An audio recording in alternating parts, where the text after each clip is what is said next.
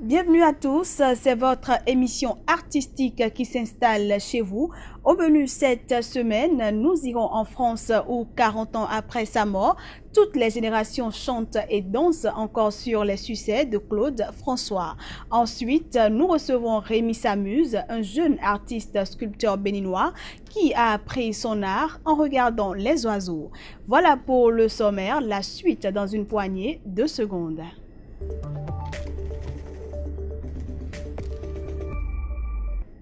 On démarre cette émission par la Centrafrique où le ballet national se veut facteur de cohésion sociale et s'efforce de faire communier les cultures dans un pays morcelé en proie au conflit.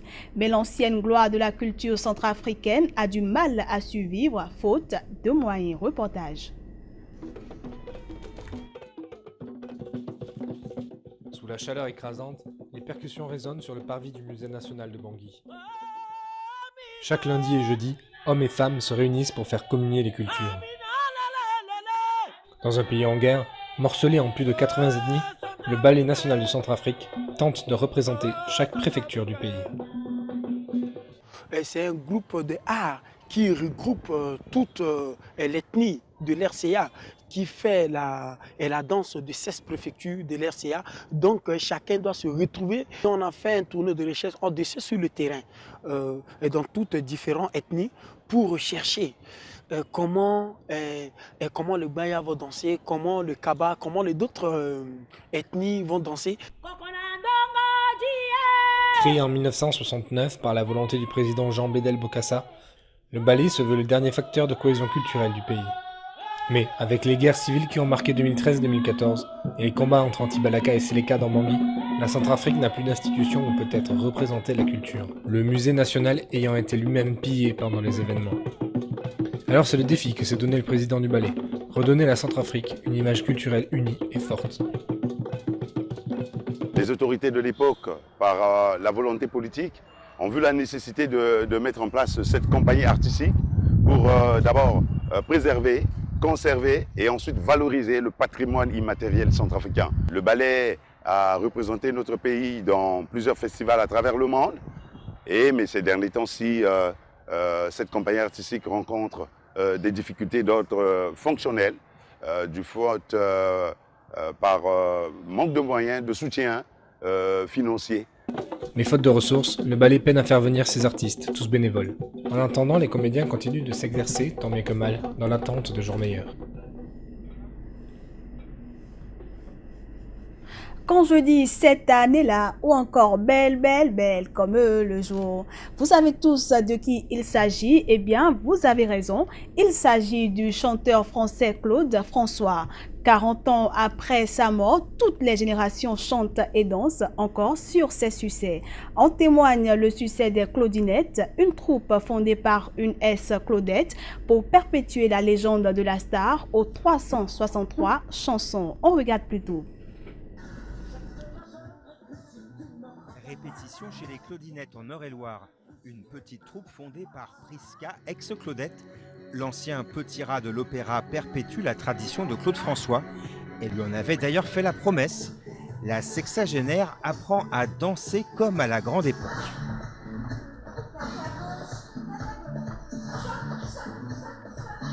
Le style de Claude, c'était... ça sautait, oui. On avait l'impression de rebondir tout le temps. Claude, c'est la bonne humeur. Vous voyez, il fait gris. Je vous mets le lundi au soleil, vous allez voir, tout ira bien. Et tout le monde connaît les mouvements types de chaque chanson. Ça s'en va et ça revient, les gens, ils vont vous faire les petits rouleaux. Alexandrie, c'est tout de suite ça. Pour le 40e anniversaire de la disparition de l'idole, les Claudinettes préparent un spectacle. C'est un peu la fête, quoi. C'est cool. C'est joyeux, ça peut être rapide, mais c'est sympa. Quand j'ai écouté la première chanson de Claude François, j'ai cru que ça pouvait sortir. Pour Prisca, Claude François est l'un de ces artistes qui ont le plus marqué les Français, tous les Français. Alors les intellos, ça fait pas bien de dire qu'on aime Claude. N'empêche que le jour où Claude est décédé, tout le monde se souvient où il était, ce qu'il faisait. Samedi 11 mars 1978, la France apprend effarée en début d'après-midi la mort du chanteur à seulement 39 ans par électrocution. Immédiatement, la foule se masse devant chez lui. Qu'une idole de cette importance nous quitte avec un accident domestique aussi stupide. C'était inadmissible dans l'esprit des Français. On peut penser qu'il va avoir une crise cardiaque, qu'il va avoir un grave accident de voiture. Personne n'avait imaginé finalement l'électrocution. Mais c'était obligé que ça se termine ainsi parce que c'est pas possible à un moment donné de vivre comme ça, à cette vitesse. C'est plus du 100 à l'heure, c'est du 300 à l'heure. Il avait ce côté volcanique. Il pouvait être capable d'une tendresse infinie pour vous et à la fois dans les 2 heures qui suivaient, il pouvait vous détester. C'est-à-dire qu'il était imprévisible, il avait ce côté un peu versatile dans son personnage. Je ne vais pas dire bipolaire, mais pas loin. Malgré ces zones d'ombre, le chanteur aux 35 millions de disques vendus en seulement 16 ans de carrière continuera encore sans doute à faire danser de nombreuses générations.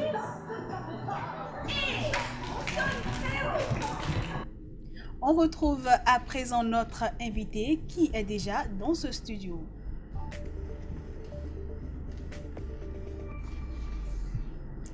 Né à Cotonou au Bénin en 1982, notre invité Rémi Sosouvi, alias Rémi s'amuse, est un jeune sculpteur qui, comme son nom d'artiste l'indique, s'amuse à créer des personnages en s'inspirant de la technique de tissage de nids d'oiseaux. Ces sculptures jouent avec la lumière qui les traverse, de sorte qu'elles semblent irradier une énergie intérieure. Nous le recevons aujourd'hui pour en savoir davantage sur sa carrière. Rémi s'amuse, bonjour. Bonjour. Et merci d'avoir accepté notre invitation. Merci. Alors, pourquoi Rémi s'amuse? Rémi s'amuse d'abord pour ne pas dire autrement que l'homme est né d'un membre pour travailler comme l'oiseau pour voler. Et depuis votre enfance, vous fabriquez des sculptures en miniature représentant toutes sortes de personnages. Mais c'est finalement en 2003 que vous décidez de vous consacrer exclusivement à l'art, alors que vous effectuez un apprentissage en mécanique générale. Quand j'avais 9 ans, je me promenais tellement avec mon petit cerceau. Et du coup, un jour, j'allais avec le cerceau, tellement que le cerceau est tombé et est accroché à un arbre. Et pour aller le chercher, c'est là que j'ai découvert un nid d'oiseau. Je l'ai ramassé, je l'ai ramené à la maison, j'ai posé des questions à mes parents. Et mon papa disait, oui Rémi, c'est les oiseaux qui construisent ce nid. Je dis d'accord, si les oiseaux arrivent à tisser le nid avec le bec, et l'homme il a la main de modeler, de tisser, de tresser. Alors moi, je vais faire comme les oiseaux. C'est là cette curiosité m'amène à... Je cherchais à faire comme les oiseaux. Je posais des questions, comment y arriver. Et du coup, ma pensée m'a amené vers les fils de fer. Où je sentais que... J'ai compris qu'il y a quelque chose qui tient. Et j'essayais, jusqu'au fil du temps. J'ai eu à retrouver le volume. Bien évidemment, c'est en 2003 que j'ai retrouvé le volume. Et cela, d'après la mécanique, je me suis dit, voilà, ça me prenait tellement la tête, le fil imposait tellement que j'ai dialogué avec mon papa. Et il a dit, d'accord, d'après le diplôme, il faut que tu prends ton chemin main en main. Et c'est là que j'ai commencé par donner toute forme de personnage. J'ai eu la chance d'avoir rencontré une aînée, Dominique Simper, et qui m'a accueilli dans son atelier, je l'assistais. Et c'est là que j'ai compris quelques notions de l'art et comment défendre son travail, comment présenter son travail, pourquoi le fil de fer, et malgré que je fais la mécanique générale, pourquoi le fil de fer s'impose. J'ai compris tout ça avec Dominique et en 2012, j'ai présenté une première exposition à l'Institut. Alors, avant d'en arriver là, disons depuis 2009, vous réalisez des sculptures en fil de fer tissé qui prennent parfois la forme de personnages gigantesques. Pourquoi est-ce que vous avez choisi les fils de fer? Le fil de fer, c'est une matière pour moi qui, dans un premier temps, c'était les brindilles de balai qui ne tenaient pas du tout. Mais comme mon papa utilisait des fils de fer, j'ai piqué un peu et voilà, j'ai compris qu'il y a le volume qui tient. C'est d'après ça que, une fois le volume est arrivé, je dis pourquoi ne pas donner les formes de personnages et véhiculer ce que nous vivons quotidiennement dans la société, en Afrique et dans le monde. Par exemple, il y a une sculpture que j'appelle Tougeyevi, avec une boîte à la tête, une assiette de vente de marchandises à la tête, une question de défendre un peu le droit des filles. Et pour réaliser une œuvre, par exemple, il vous faut combien de temps? Est-ce que c'est facile de travailler le fil de fer? Mais vous savez, vous avez la réponse. Rien n'est facile du coup.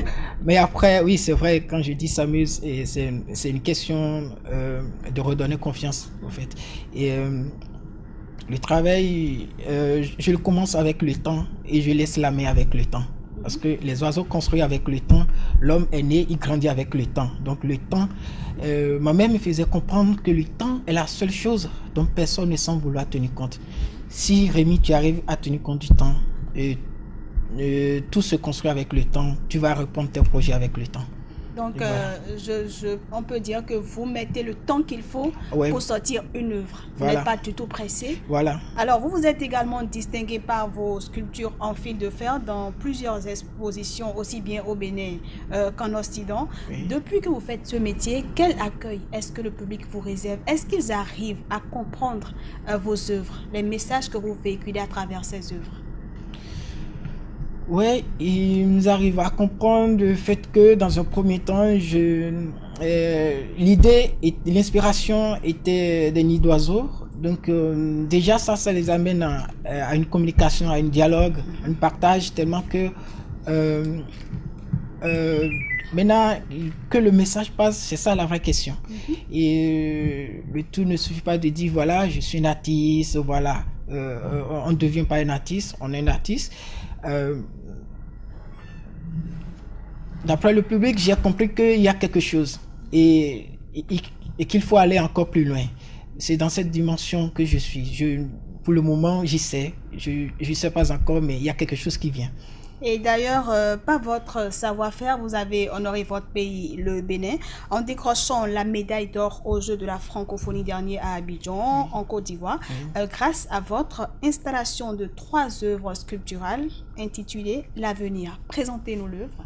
D'abord, c'est un projet personnel à moi. Je travaille depuis très longtemps. Et j'ai reçu l'appel pour la francophonie et j'ai présenté ce projet. Pourquoi l'avenir? Parce que l'avenir est une promesse à remplir avec le temps. Il est temps de préparer l'avenir. Vous allez voir, il y a la reine mère qui porte l'humanité, il y a le père qui représente également nos parents, les grandes organisations qui pensent à l'évolution telle que les choses évoluent, la science et la technologie. Il y a le petit avec le tricycle. Et le tricycle qui représente pour moi une grande roue qui tourne, et au fur et à mesure que la roue tourne, le petit émerveillera le monde. Donc il est temps de comprendre aujourd'hui que on ne peut pas aller à l'avenir meilleur sans faire recours à la femme. Et la femme est la colonne vertébrale de l'humanité, la femme la première éducatrice. D'accord. Et désormais, vous abordez une toute autre dimension de votre style. Vous avez commencé par travailler avec du fer à béton. Oui. Pourquoi le fer à béton? J'ai réalisé une grande marmite avec du fer à béton, diamètre 6. Parce qu'avec le fil, et pour répondre à cette marmite, ça ne pourrait pas tenir avec la grosseur. Et cette marmite, pour moi, c'est de rendre hommage à ma mère, qui était une ménagère et qui me faisait comprendre qu'avec la cuisine, on peut préparer le monde de demain qui est encore tout un mystère. Et moi, j'ai compris, j'ai essayé de réaliser cette marmite avec le fer à béton et pour une solidité, pour garder la forme de cette marmite en mémoire de tous les ménagères. Eh bien, Rémi s'amuse, nous sommes à la fin de cette émission. Merci d'avoir accepté notre invitation et merci également pour l'échange. Merci. Et voilà, mesdames, messieurs, ce sera tout pour cette émission. On se retrouve la semaine prochaine, toujours avec le même plaisir.